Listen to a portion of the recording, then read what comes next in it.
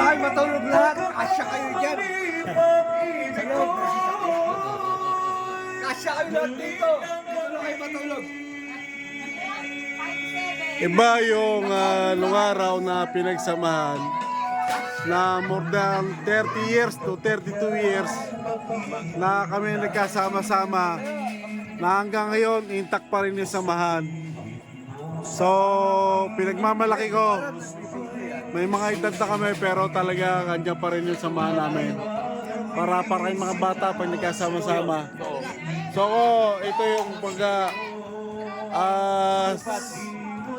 pinagmamalaki ko talaga.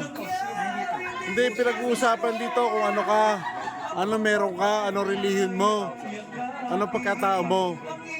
Basta ang mahalaga yung pag kami nagkasama-sama. 42 years na tayo sama-sama, 42 years. Po. Tagal namin nagkasama-sama pero never pa kami nakaramdam ng insecurity o pagkakaroon ng gap o bad trip sa bawat isa.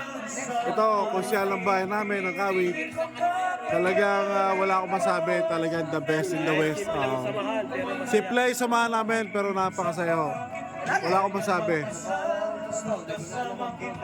Gusto ko lang ipagmalaki doon sa mga millennial, new generation na yung mga ganitong samahan ng 42 years. Come on, wala kami naging gap, away o ano. So hindi pinag-uusapan kung ano man ang meron ka, kung ano ka, o ano man ang relihiyon mo sa buhay. Ang mahalaga yung kami magkakasama-sama. Talagang pagmamalaki ko.